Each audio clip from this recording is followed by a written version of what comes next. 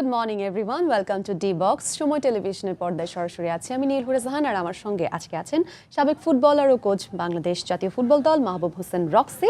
এতক্ষণ ঠিক এই সেটে বসেই আমরা দেখছিলাম মেক্সিকো ভার্সেস ইকুয়েডরের খেলা, এবং স্বাগতিকরা কিন্তু নিজেদের মাঠে আবারও বেশ প্রতাপের মধ্য দিয়েই জিতে নিয়েছে ইকুয়েডরের বিপক্ষে এই ম্যাচটি।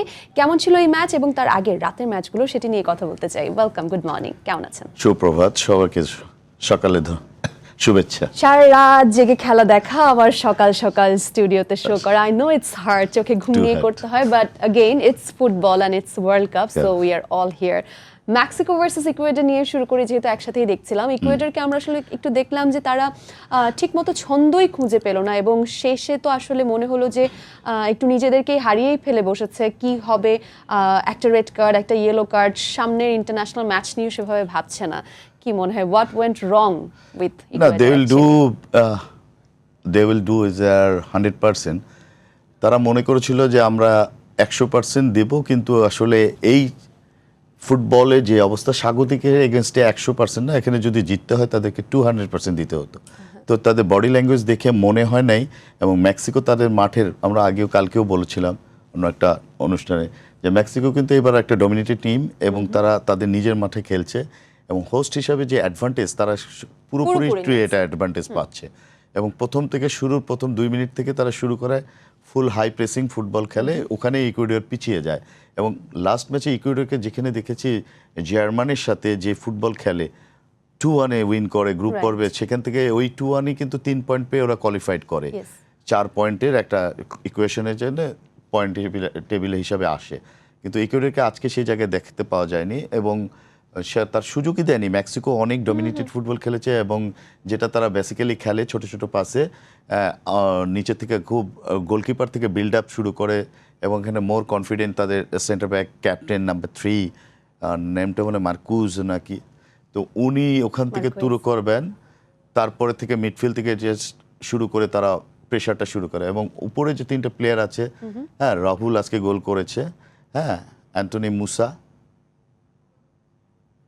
না অ্যান্টনি মুসা তো ইয়ের রাহুলের সালে খেললো কে, আচ্ছা একটু চেক, হ্যাঁ check, Raul Jimenez and Alvarado হচ্ছে আর কুইনেস, অ্যাসিস্টেড বাই হুলিয়ান কুইনেসকে লেফট সাইড থেকে খেলিয়েছে, দ্রুততর এবং খুবই ফাস্ট প্লেয়ার, উইঙ্গার হিসেবে যে ডমিনেট এবং ফাস্টার, যে ইনসুইং যায়, এবং ভিতর থেকে যে প্রথম বলে তার দুর্দান্ত একটা বিট করা শট, এবং তার আগেই ওরা প্রথম হাফে যে গোল পায় তার থেকে 15-20 মিনিটের মধ্যে যে প্রেশারটা তৈরি করে, তো এখানেই ইকুয়েডরের অবস্থা দেখা গেছে, তারা আর ব্যাকফুটে চলে যায়, এবং পুরো বল তারা আয়ত্তেই নিতে পারে না, এবং মনে হচ্ছিল না পজিশনের জায়গায় কিন্তু ইকুয়েডর এগিয়ে ছিল।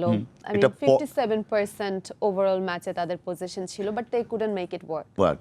কেন স্ট্যাক্স এমন জিনিস, আমি বল পজিশন আমার হাফে রাখলে ওটা কোনো কাজে আসবে না যদি আমি অপোনেন্ট হাফে না যেতে পারি, সেখানে যদি আমি অ্যাটাক না করতে পারি। নিজেদের মধ্যে খেলছি কিন্তু ওটা কোনো কাজে আসছে না, ক্রিয়েটিভিটি নেই, এবং বল যে আমি উইন করছি এবং যেটা স্টেট যাব আমি জেতার জন্য যে খেলা, সেই মনোভাব, সেই দিক থেকে আজকে ইকুয়েডরকে মনে হচ্ছে অনেক পিছিয়ে।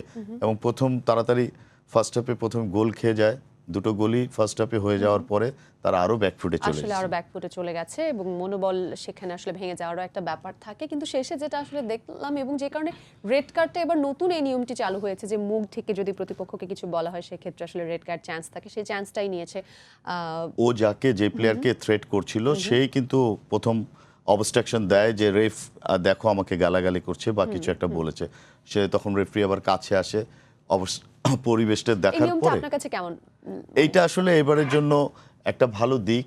এখন সব সময় দেখা যাচ্ছে এটাকে আমরা যেটাকে বলি ভেনিসিয়াসের থেকে শুরু হয়েছে, ব্ল্যাকদেরকে যে বলা হয়, এবং যে হিউম্যানিটি টর্চারিং যেটা বলে, যে হ্যাঁ বুলি, খারাপ কিছু বলে ওকে পার পেয়ে যাওয়া, সাদা আর কালোর মধ্যে যে ডিফারেন্স ওয়ার্ল্ড লেভেলে, সেই জিনিসটাকে তুলে ধরা, তার জন্যই বেশিরভাগ জিনিসগুলো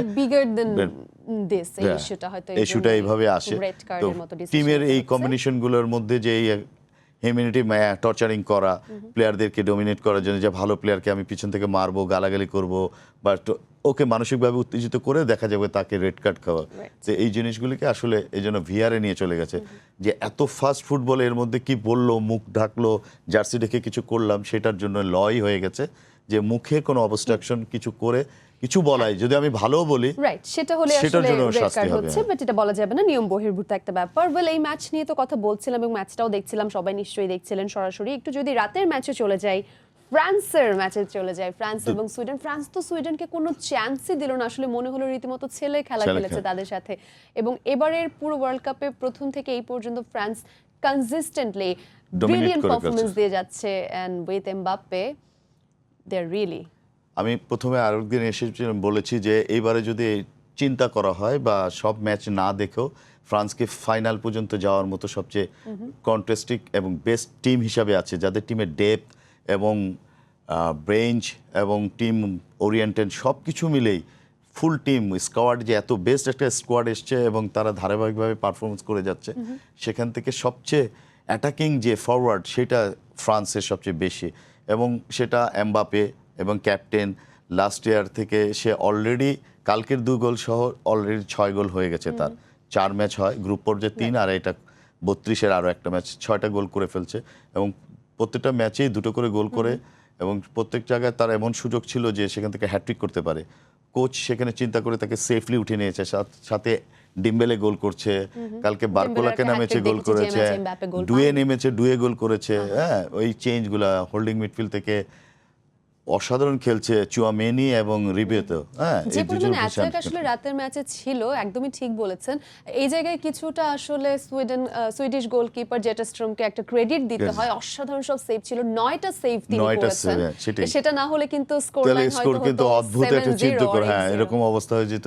সেই আবার দেখা যেত জার্মান ভার্সেস আর ব্রাজিলের খেলা 7-1 বা 7-0 এরকমই কিছু ছিল। তা ফুটবলের আসলে অনেক বিউটি, এবং সাডেনলি গোলকিপারের যে ক্রেডিট দিতেই হয়, গোল খাওয়ার পরও এতগুলি সেভ, তার মানে কি তার পারফরমেন্সটা বেটার ছিল, এবং অবভিয়াসলি সুইডেনের কোনো ডিফেন্ডারই তাদের টিম ডিফেন্ডিং করতে পারেনি। এই খেলাটা কিন্তু হয়েছিল নিউ জার্সিতে, যেখানে ফাইনাল ম্যাচ হবে এবারে। ঠিক নিউ ইয়র্ক থেকে এবারে আমাদের সঙ্গে যুক্ত হতে যাচ্ছেন স্ক্রিনে সাজিদ মুস্তাহিদ, আমাদের সহকর্মী। আমরা সাজিদ মুস্তাহিদকে দেখতে পাচ্ছি। সাজিদ, খেলা কেমন দেখছেন অলরেডি? বলুন। সে ফ্রান্সের জার্সি পরে চ্যাম্পিয়নশিপ, আমরা ফ্রান্স নিয়ে কথা বলছিলাম। প্লিজ সাজিদ, আপনার কাছ থেকে শুনতে চাই। আমরা দেখেছিলাম নকআউট পর্বের প্রথম দিন কিন্তু বড় বেশ কয়েকটি দল কিন্তু বিশ্বকাপ থেকে ছিটকে গিয়েছিল, তবে দ্বিতীয় দিন তেমন কোনো অঘটন হয়নি। যে 3টি ম্যাচ হয়েছে, এই 3 ম্যাচে কিন্তু যেই দলগুলোকে ফেভারিট ধরা হচ্ছিল এবং যে দলগুলো প্রত্যাশিতভাবে আসলে নকআউট পর্বের পরবর্তী রাউন্ডে যাওয়ার জন্য মোটামুটি ফেভারিট ছিল, তারাই কিন্তু জয় পেয়েছে। তবে একটা ম্যাচের বা একটা দলের কথা, একজন খেলোয়াড়ের কথা বলতে হয়, তিনি কিলিয়ান এমবাপে।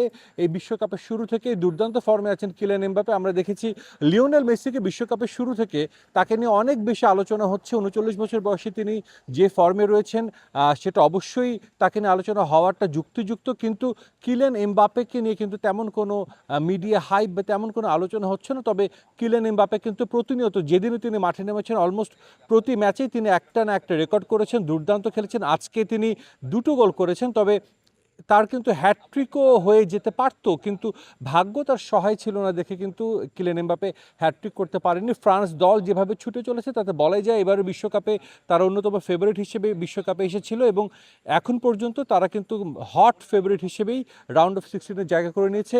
কিলিয়ান এমবাপের বেশ কিছু রেকর্ড হয়েছে, যেটা বলছিলাম, লিওনেল মেসির সঙ্গে এখন এই বিশ্বকাপে 6টি গোল দুজনেরই সমান, এবং কিলিয়ান এমবাপে 18 ম্যাচ খেলেছেন ওয়ার্ল্ড কাপে, 18 ম্যাচে 18 গোল, যেটা আসলে মেসি তার চেয়ে অনেক বেশি ম্যাচ খেলে কিন্তু 19 গোল করেছেন। তো বলাই যায় যে কিলিয়ান এমবাপে যদি সুস্থ থাকেন, ফুটবল খেলা চালিয়ে যান, আমরা প্রত্যাশা করতে পারি সামনে আরও বিশ্বকাপ খেলবেন, হয়তোবা তার এই গোলের সংখ্যাটা আরও অনেক এগিয়ে নিতে পারবেন তিনি। একই সঙ্গে নকআউট পর্বে, বিশ্বকাপের নকআউট পর্বে এতদিন কিন্তু 8টা গোল ছিল সর্বোচ্চ ব্রাজিলের 2জন ফুটবলার, কিংবদন্তি রোনালদো এবং লিওনাইডেসের। সেটাই সেই 2জনকে পেছনে ফেলে বিশ্বকাপের নকআউট পর্বে এখন সর্বোচ্চ 9 গোলের মালিক কিন্তু কিলিয়ান এমবাপে। আজকে তাকে পুরো 90 মিনিট আসলে খেলাননি কোচ দিদিয়ের দেশম, কিছুটা আগে থেকে তুলে নিয়েছেন। পরের ম্যাচগুলো আমরা জানি আরও বেশি হাই ইন্টেন্স ম্যাচ হবে, প্রতিপক্ষ আরও কঠিন হবে, এবং সেখানে হয়তোবা কিলিয়ান এমবাপেকে দরকার দেখে আজকে কিছুটা সময় আগে তাকে তুলে নিয়েছিলেন কোচ। আমরা আগামীকালকেও বেশ কিছু ম্যাচ রয়েছে রাউন্ড অফ 32, এবং নিশ্চিতভাবে আমরা বলতে পারি যে ধীরে ধীরে রাউন্ড অফ 16-এর যে লাইন আপ সেটাও আমরা চূড়ান্ত হয়ে যাব। তো আমার কাছে যুক্তরাষ্ট্র থেকে এই ছিল সবশেষ খবর। Thank you so much Sajid. আমরা ফ্রান্স নিয়ে কথা বলছিলাম, কিলিয়ান এমবাপ্পে নিয়ে কথা বলছিলাম। এক্স্যাক্টলি ওয়ান্ডার বয়, লাস্ট ওয়ার্ল্ড কাপে আসলে তার দুর্দান্ত পারফরমেন্স দেখে আমি পার্সোনালি ভক্ত হয়ে গিয়েছিলাম। এবং এবারও যে রেকর্ডগুলোর কথা সাজিদ বললেন, yes Messi he is amazing, one of the greatest players. তবে কিলিয়ান এমবাপ্পে কিন্তু এখন মেসির ঘাড়ে নিঃশ্বাস ফেলছে। দুজনই গোল্ডেন বুটের রেসে ওয়ার্ল্ড কাপে একই সমান সমান 6টি গোল নিয়ে এখন সেই প্রতিযোগিতাও কিন্তু চলছে। অন্যদিকে 18টি গোল ওয়ার্ল্ড কাপের নকআউট স্টেজে, দুর্দান্ত। আবার সর্বকালের সবচেয়ে বেশি গোল যেটি মেসির আছে এখন, সেটি ছুঁতে কিন্তু এমবাপ্পের আর একটি গোল প্রয়োজন। হ্যাঁ, আসলে এখানে যদি গোল্ডেন বুটের যে দাবিদার বলা হয়, সেখানে সবসময় গতবার থেকে এই কম্পিটিশনটা ছিল এবং সেখানে কিন্তু এমবাপ্পেই জিতেছিল। হ্যাঁ, সেই জায়গা থেকে এইবারও আবার শুরু করেছে সেখানে, এবং যে ম্যাচগুলি যাচ্ছে ধারাবাহিকভাবে, যেটা বলল সাজিদ ভাই, যে এমবাপ্পে আসলেই আরও এখন যে বয়স, তার বয়স হলো 27 বছর। যদি নর্মালি সে সুস্থ থাকে তাহলে আরও 2টা ওয়ার্ল্ড কাপ নর্মালি খেলতে পারে। আর যদি মেসি বা রোনাল্ডোর মতো ফিটনেস রাখে, তাহলে 40 বছর পর্যন্ত যদি খেলে তাহলে তো কোথায় যাবে সেটা বলা যায় না। এবং তার দুর্দান্ত গতি, তার সাথে স্কিল এবং ক্লিয়ার যে ফিনিশিং টাচ, এটা হলো dangerous as a captain, leader এবং টিমের সাথে কমিউনিকেশন, কোলাবোরেশন। আসলে একদমই ঠিক বলেছেন, সবেমাত্র 3টি ওয়ার্ল্ড কাপ এবং সেখানেই তার এরকম রেকর্ড, দুর্দান্ত। এবং একই সাথে আমরা কিন্তু এই ম্যাচে দেখেছি প্রথম গোলটা দেওয়ার পর তিনি কিন্তু সেলিব্রেট করেছেন, দৌড়ে গিয়ে কোচ দিদিয়ের দেশমকে জড়িয়ে ধরে, কারণ দিদিয়ের দেশম যে গ্রুপ পর্বের লাস্ট ম্যাচটিতে ছিলেন না, তার মায়ের মৃত্যুতে ফিউনারাল অ্যাটেন্ড করতে গিয়েছিলেন। That was an emotional moment. কথা বলছিলাম বিভিন্ন আসলে রেকর্ডস নিয়ে, মেসিকে ছাপিয়ে যাচ্ছে কিলিয়ান এমবাপ্পে, আর কিলিয়ান এমবাপ্পেকে ছাপিয়ে কিছু রেকর্ড আছে আর্লিং হাল্যান্ডের। সো এই ব্যাপারগুলো নিয়ে কথা বলার আছে। আমরা নরওয়ের খেলাও দেখেছি আইভরি কোস্টের সাথে যেভাবে আসলে একটা ট্যাকটিক্যাল ম্যাচ ছিল, মোটামুটি বলা যায় যে দুর্দান্ত একটা ম্যাচ ছিল। দুটো গোলই দারুণ হয়েছে, যে দুটো গোল হয়েছিল, until Erling Haaland did the finishing. আর্লিংয়ের এখন পর্যন্ত ইন্টার ন্যাশনাল গোলস, এমবাপ্পের যেটি খুব সম্ভবত 101 ম্যাচে হয়েছে, সেটি হয়েছে তার 53 ম্যাচে, something like that. So far এখন পর্যন্ত fastest scorer to goal 60 goals in international matches. কেমন দেখছেন এই প্লেয়ারকে এবং কেমন দেখলেন নরওয়ের খেলা? নরওয়ে খেলাকে আসলে আমরা যে বেসিক্যালি যেটা টিম ওয়ার্ক চিন্তা করেছিলাম, সেখানে কিন্তু ডগ হর্স বলা হচ্ছিল, এবং সে যে টিম নিয়ে আসছে তাদের মধ্যে সেই জায়গায় যে সবচেয়ে বেশি গোল করার প্রবণতা এবং এত ফাস্টেস্ট, এবং সেটা প্রমাণ করেছে সে বাছাই পর্ব থেকে। নরওয়ে অনেক মনে হয় 16 বছর পরে এই টিমটা কোয়ালিফাইড করে, এবং ওর নেতৃত্বে হ্যাঁ আরও বেশি, ওকে এরকম 27-28 বছর পর তারা কোয়ালিফাইড করে, এবং সে এই জেনারেশন তার লিডিংয়েই কিন্তু এখানে আছে। First world cup Erling Haaland ও সাথে ওদের ক্যাপ্টেন এখানে ওর্টেগা, এই দুজনের যে কম্বিনেশন, তারা দুজনই ইংলিশ লিগের টপ লেভেলে খেলে। একজন আর্সেনালের, একজন হলো ম্যান সিটি। এবং ম্যান সিটিকে পরপর লাস্ট ট্রফি পাওয়ার জন্য আর্লিং হাল্যান্ডের যে গোল স্কোরিং এবং মডার্ন ফুটবলে যে স্কোরিংয়ের যে স্ট্রাইকারের যে অ্যাবিলিটি, সেই জায়গা থেকে হেডওয়ে একটু কম গোল হয়, কিন্তু আর্লিং হাল্যান্ড আবার হেড ওয়ার্কিং এবং এরিয়াল বলে অনেক বেশি পারদর্শী এবং মাস্টার্স, এবং ওর এই দুর্দান্ত হেডের অনেক গোল আছে। কালকেও সে এইভাবে 3টা গোলে ট্রাই করেছিল, তো গোলকিপার যে সেভ করেছে, সেখান থেকে যদি আমরা আইভরি কোস্টকে বলি, তাদেরও ডিফেন্ডিং ওয়ার্কটা অনেক বেটার ছিল, চাচ্ছিল তারা অনেক ডিফেন্ড করেছে দুই দলই। এবং আইভরি কোস্ট সেকেন্ড হাফে আসলে আমাদ দিয়ালোকে নামিয়ে ইকুয়ালাইজার করেছিল, বাট আলটিমেটলি 86 মিনিটে আর্লিং হাল্যান্ড কিন্তু যে গোলটি দিলেন সেটি দিয়ে বুঝিয়েছেন কেন তিনি বিশ্বের অন্যতম সেরা একজন স্ট্রাইকার। যদি আমাদের মনে হচ্ছিল যে গোলটাকে তিনি বুঝে দিয়েছেন নাকি জাস্ট হয়ে গেছে। এনিওয়ে, আজকে সামনেও বেশ কয়েকটি ম্যাচ আছে, স্পেশালি রাতের ম্যাচের কথা যদি বলি, ইংল্যান্ড যে জার্সিটা আমি পরে আছি, ইংল্যান্ড মুখোমুখি হতে যাচ্ছে ডিআর কঙ্গো। এই ম্যাচ নিয়ে আপনার প্রেডিকশন কি? প্রেডিকশন আসলে ইংল্যান্ডকেও আমি বারবারই বলেছি যে 4টা টিম ধরা হলে সেমিফাইনালে সেখানে ইংল্যান্ডকে রেখেছি আমি। তো ইংল্যান্ডের নিউ জেনারেশন এবং কোচ টুখেল, এখানে জার্মানি কোচ, সে কিন্তু ইংল্যান্ডে কোচিং করিয়ে ক্লাব লেভেলে তারপরে এখানে এসেছে।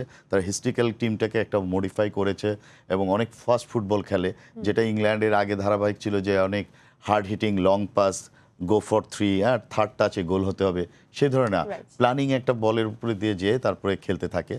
এবং সেখানে সাকার মতো উইঙ্গার আছে, হ্যাঁ ড্রোন আছে, তারপরে গ্রাউন্ডিন আছে, তারপরে স্ট্রাইকারে তো আমরা অভিজ্ঞ হ্যানিকেনকে পাচ্ছি।